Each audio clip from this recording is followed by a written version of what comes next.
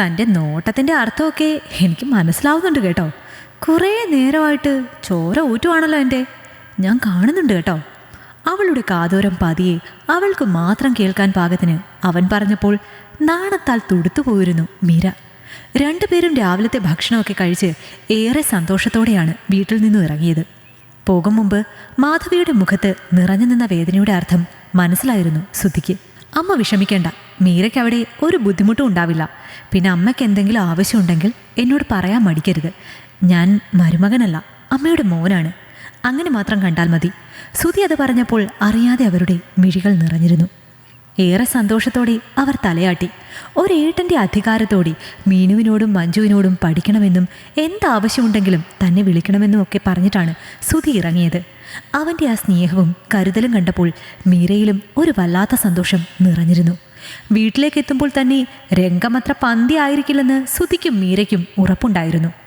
എങ്കിലും രണ്ടുപേരും പരസ്പരം അതിനെക്കുറിച്ച് ഒന്നും പറഞ്ഞില്ല.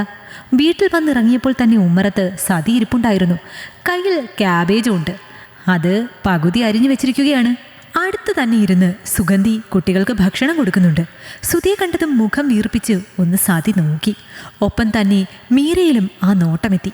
നിമിഷം കൊണ്ട് തന്നെ അവളുടെ ശരീരത്തിലേക്ക് സതിയുടെ നോട്ടം എത്തി. കയ്യിൽ കിടക്കുന്ന കട്ടിയുള്ള വളയിലാണ് ആദ്യം ദൃഷ്ടി പതിഞ്ഞത്. ഞാൻ വിചാരിച്ചു നിങ്ങൾ ഉച്ചയ്ക്ക് അവിടുന്ന് വല്ലതും കഴിച്ചിട്ട് വരുമെന്ന്. അതുകൊണ്ട് ഇവിടെ കാര്യമായിട്ടൊന്നും ഉണ്ടാക്കിയ പോലുമില്ല, സുധിയോടായി സതി പറഞ്ഞു. അത് സാരമില്ല, ഇവിടെയുള്ളതെന്തോ അത് കഴിക്കാമല്ലോ. മാത്രമല്ല 2-3 ദിവസമായിട്ട് വിരുന്നിന് പോയി നോൺ വെജ് എല്ലാം കൂടെ കഴിച്ച് മടുത്തു. എന്തെങ്കിലും ലൈറ്റായിട്ട് കഴിക്കുന്നത് തന്നെയാണ് നല്ലത്. വൈകിട്ട് വിനോദിൻ്റെ വീട്ടിൽ വിരുന്നുണ്ട്. അവരുടെ സ്വഭാവം നന്നായി അറിയാവുന്നത് കൊണ്ട് തന്നെ അവരെ ഒന്ന് മയപ്പെടുത്താനായി സുധി പറഞ്ഞു. നീ ഇന്നലെ ഉറങ്ങിയോടാ? അതെന്താ അമ്മ അങ്ങനെ ചോദിച്ചത്? അല്ല, ഇവിടെ കറണ്ട് പോയാൽ നെട്ടോട്ട് ഓടുന്ന നീ ഇന്നലെ അവിടെ പോയി എങ്ങനെ കിടന്നുറങ്ങി? കാറ്റില്ലാത്ത കുടിസ് പോലുള്ള മുറിയിലെ നീ കിടന്നുറങ്ങിയോന്നറിയാൻ വേണ്ടി ചോദിച്ചതാ. മീരെ ഒന്ന് സൂക്ഷിച്ചു നോക്കിക്കൊണ്ട് അവർ പറഞ്ഞപ്പോൾ സുധി തന്നെ അതിന് മറുപടിയും പറഞ്ഞു. അവിടെ നല്ല തണുപ്പായിരുന്നു. ആ, ഇനിയിപ്പോൾ കുറച്ച് സൗകര്യങ്ങളൊക്കെ കുറഞ്ഞാലും നിനക്ക് വലിയ ബുദ്ധിമുട്ടൊന്നും കാണില്ലല്ലോ. നീ തന്നെ കണ്ടുപിടിച്ചതല്ലേ, അതുകൊണ്ട് യാതൊരു ബുദ്ധിമുട്ടും പറയത്തില്ല എന്നറിയാം. താല്പര്യമില്ലാതെ തന്നെയാണ് സതി അത് പറഞ്ഞത്. മീരയുടെ മുഖം താണിരുന്നു. സുധിക്കും വേദന തോന്നി. എന്താ അമ്മ ഇത്? വന്ന് കയറിയ ഉടനെ അമ്മ കുറ്റം പറയാണോ? ഗൗരവത്തിൽ തന്നെയാണ് സുധി ചോദിച്ചത്. ആ സമയം തന്നെ സതി തൻ്റെ മുഖഭാവം അല്പം മയപ്പെടുത്തിയിരുന്നു. ഞാനെന്ത് കുറ്റം പറഞ്ഞു? ഇന്നലെ നീ ഉറങ്ങിയിട്ടുണ്ടാവുമെന്ന് ആലോചിച്ച് ഞാൻ ഉറങ്ങിയിട്ടില്ല, അത് പറഞ്ഞെന്നേ ഉള്ളൂ. അതിലെന്ത് കുറ്റം? അമ്മേ, നമ്മളിപ്പോൾ ഇങ്ങനെ കിടക്കുന്നെങ്കിലും ഇതിനു മുൻപുള്ള നമ്മുടെ ജീവിതാവസ്ഥ എങ്ങനെയായിരുന്നെന്ന് അമ്മ ആലോചിച്ച് നോക്ക്. എന്തൊക്കെ ബുദ്ധിമുട്ട് അനുഭവിച്ചിട്ടുണ്ട്. ഈ പറയുന്ന ചൂടിലും ഇല്ലായ്മയിലും ഒക്കെ തന്നെ ആയിരുന്നില്ലേ നമ്മുടെ ജീവിതം? അവിടുന്ന് നമ്മൾ ഇങ്ങനെ ആയത് ദൈവത്തിൻ്റെ കൃപ കൊണ്ടാണ്. നമുക്കുള്ള ഒരു കാര്യത്തിലും നമ്മൾ അഹങ്കരിക്കാൻ പാടില്ല. മീരയുടെ മുൻപിൽ വെച്ച് സുധി അങ്ങനെ പറഞ്ഞപ്പോൾ സതിക്ക് ഇഷ്ടപ്പെട്ടിരുന്നില്ല. എങ്കിലും ആ ഒരു മുഖഭാവം അവർ കാണിക്കുന്നില്ല. നീ ഇത്രമാത്രം പറയാനും വേണ്ടി ഞാനൊന്നും പറഞ്ഞിട്ടില്ല സുധി, അല്പം ദേഷ്യത്തോടെ തന്നെ സതി പറഞ്ഞു. ഈ വള ഏതാ? മനസ്സിലുള്ള സംശയം ഒട്ടും തന്നെ ഉള്ളിൽ വെക്കാതെ മീരയോടായി സതി ചോദിച്ചു. അത് മീരയുടെ അമ്മ മാറിക്കൊടുത്തതാണ്. സുധിയാണ് മറുപടി പറഞ്ഞത്. അമ്പരപ്പോടെ മീര സുധിയെ നോക്കിയെങ്കിലും അവൾക്ക് അവൻ മുഖം കൊടുത്തില്ല. മാറിക്കൊടുത്തതോ? അപ്പോ മറ്റേ വളയൊക്കെ എവിടെ? അത് മാറിയിട്ടല്ലേ ഇത് വാങ്ങിയത്, സുധി പറഞ്ഞു. അമ്മയുടെ കുടുംബശ്രീയുടെ എന്തോ പൈസ കിട്ടാനുണ്ടായിരുന്നു, അത് കഴിഞ്ഞ ദിവസം കിട്ടിയെന്ന് പറഞ്ഞു. അപ്പം മോൾക്ക് കാര്യമായിട്ടൊന്നും കൊടുക്കാൻ പറ്റിയില്ലെന്നും പറഞ്ഞ് ഇന്നലെ അവിടെ ചെന്നപ്പോൾ ഞങ്ങളെയും കൂട്ടിക്കൊണ്ടുപോയി മാറിയതാ. രണ്ടും കൂടി 5 പവനുണ്ട്. സുധി പറഞ്ഞതും മീരയുടെ അരികിലേക്ക് വന്ന് കയ്യിൽ കിടക്കുന്ന വളയൂരി സതി വാങ്ങി നോക്കിയിരുന്നു. കയ്യിൽ വെച്ചപ്പോൾ തന്നെ നല്ല കട്ടി അവർക്ക് അനുഭവപ്പെട്ടു. അതോടൊപ്പം 916 എന്ന മുദ്ര കൂടി കണ്ടതോടെ അവർക്ക് സമാധാനമായി. സതിയുടെ മുഖം ഒരൽപ്പം തെളിഞ്ഞത് മീരയും ശ്രദ്ധിച്ചിരുന്നു. അവൾ അപ്പോഴും അമ്പരപ്പോടെ സുധിയെ തന്നെ നോക്കുകയായിരുന്നു. ഇരു കണ്ണുകളും ചിമ്മിക്കാണിച്ച് അവൻ അവളെ നോക്കിയൊന്ന് പുഞ്ചിരിച്ചു. യാത്ര ചെയ്തു വന്നതല്ലേ, നല്ല ക്ഷീണം, ഞങ്ങളൊന്ന് അകത്ത് കയറട്ടെ, സുധി പറഞ്ഞു. അളിയൻ എന്തിയടി, വീട്ടിലേക്ക് പോയോ? കയറുന്ന വഴിക്ക് സുഗന്ധിയോടായി അവൻ ചോദിച്ചു. ഒപ്പം പിള്ളേരുടെ കയ്യിലേക്ക് ഒരു പൊതി വെച്ചു കൊടുത്തു. അത് അവർക്കുള്ള ചോക്ലേറ്റ്സ് ആണ്. ബസ്സിൽ പോയതാണ്, വൈകിട്ടിങ്ങോട്ട് വരും. ഇവിടുന്ന് നാളെ രാവിലെ പോകാമെന്നോർത്താ. സുഗന്ധി പറഞ്ഞപ്പോൾ അതൊന്ന് തലയാട്ടി സമ്മതിച്ചതിനു ശേഷം സുധി അകത്തേക്ക് പോയിരുന്നു. അകത്തേക്ക് പോണോ വേണ്ടയോ എന്ന് ആലോചിച്ചു നിന്നു മീര. മീരേ, അകത്തു നിന്നും സുധി വിളിച്ചപ്പോൾ ഒരാശ്വാസം എന്നതുപോലെ അവൾ സുഗന്ധിയെയും സതിയെയും ഒന്ന് നോക്കിയതിനു ശേഷം അകത്തേക്ക് നടന്നിരുന്നു. രണ്ടുപേരും അകത്തേക്ക് പോയി എന്ന് ഉറപ്പുവരുത്തിയതിനു ശേഷം സുഗന്ധി സതിയുടെ അരികിലായി വന്നു നിന്നു. കണ്ടില്ലേ പുതിയ വളയൊക്കെ എടുത്തു കൊടുത്തത്? അപ്പൊ പൈസ ഒക്കെ അവരുടെ കയ്യിൽ ഇഷ്ടം പോലെ ഉണ്ട്. ആവശ്യം വന്നാൽ എടുക്കാനും അറിയാം. ഇനി അത് സ്വർണം തന്നെയാണോ എന്ന് ആർക്കറിയാം? അത് സ്വർണം തന്നെയാ, ഞാൻ പിടിച്ചു നോക്കിയതല്ലേ, നല്ല കട്ടിയുണ്ട്.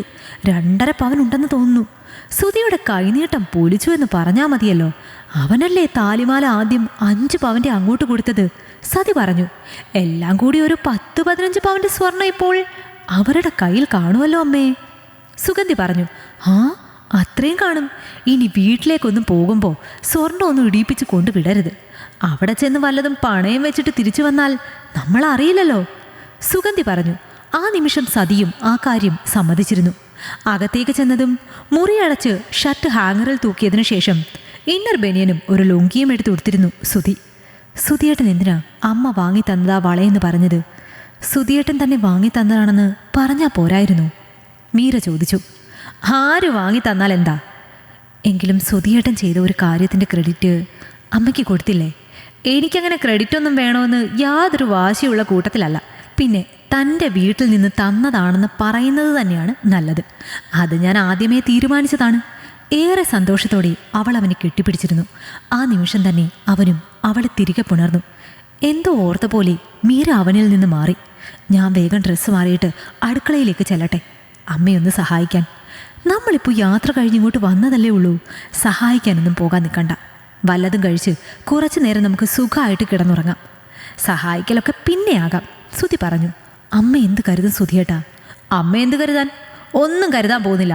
താനായിട്ട് പുതിയ ശീലങ്ങളൊന്നും അമ്മയെ പഠിപ്പിച്ചു കൊടുക്കാൻ നിൽക്കണ്ട. അമ്മയല്ല, ഞാനാ തന്നെ കല്യാണം കഴിച്ചത്. ഞാൻ പറയുന്ന കാര്യം അങ്ങ് കേട്ടാൽ മതി. വേഗം ഡ്രസ്സ് മാറിയിട്ട് കുറച്ചു നേരം വന്ന് കിടക്കാൻ നോക്ക്. അവൾ നിസ്സഹായയായി പോയിരുന്നു. എങ്കിലും അമ്മ വിചാരിക്കില്ലേ ഞാനൊന്നും ചെയ്യുന്നില്ലല്ലോ?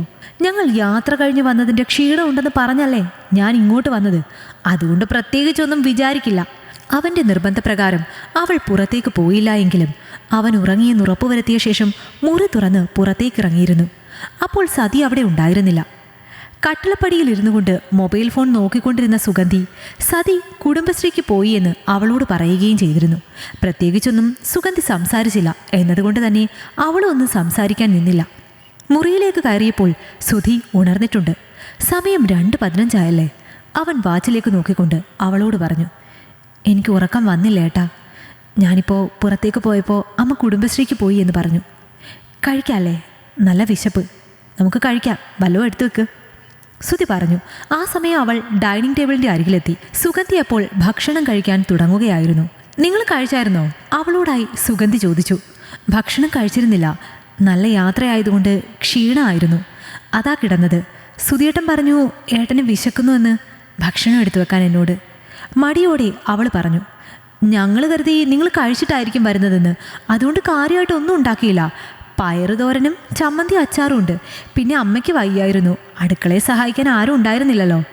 നിങ്ങൾ കയറി കിടന്നില്ലേ? എനിക്കാണെങ്കിൽ കൊച്ചിനെ നോക്കാൻ തന്നെ സമയം ഉണ്ടായിരുന്നില്ല. സുഗന്ധി പറഞ്ഞപ്പോൾ മീര വല്ലാതെ ആയി പോയിരുന്നു. സുധിയേട്ടൻ പറഞ്ഞു ക്ഷീണിച്ച് വന്നതല്ലേ, കുറച്ച് കഴിഞ്ഞിട്ട് പോയാൽ മതിയെന്ന്, അതുകൊണ്ടാണ് ഞാൻ. ന്യായീകരണം പോലെ അവൾ പറഞ്ഞപ്പോൾ സുഗന്ധി അത് ശ്രദ്ധിച്ചു പോലുമില്ല.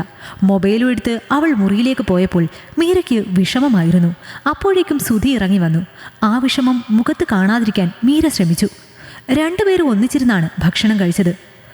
ഒരു 3 മണിയാവുമ്പോഴേക്കും റെഡിയായിക്കോ, നമുക്കൊന്ന് പുറത്ത് പോകണം. വിനോദും വൈഫും വരുന്നുണ്ട്. ഇവിടെ അടുത്ത് കുറച്ച് സ്ഥലങ്ങളൊക്കെ കാണാനുണ്ട്, താൻ കണ്ടിട്ടില്ലല്ലോ, നമുക്ക് പോകാം. സുധി അത് പറഞ്ഞപ്പോൾ അവൾ സമ്മതത്തോടെ തലയാട്ടിയിരുന്നു.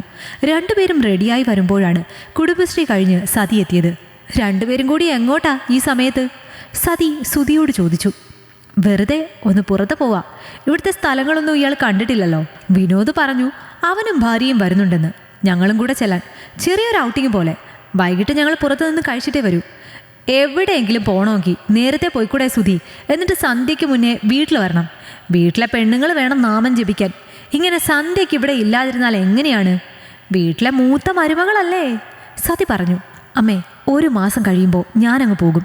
പിന്നെ ഇവിടെ ഒറ്റയ്ക്കല്ലേ മീര? അതുവരെ എനിക്ക് കൂടെ കൊണ്ടുപോകാൻ പറ്റുന്ന സ്ഥലങ്ങളിലൊക്കെ കൊണ്ടുപോകണ്ടേ? ഞാൻ പിന്നെ വർഷത്തിൽ ഒരിക്കൽ മാത്രം വരുന്ന അതിഥിയല്ലേ.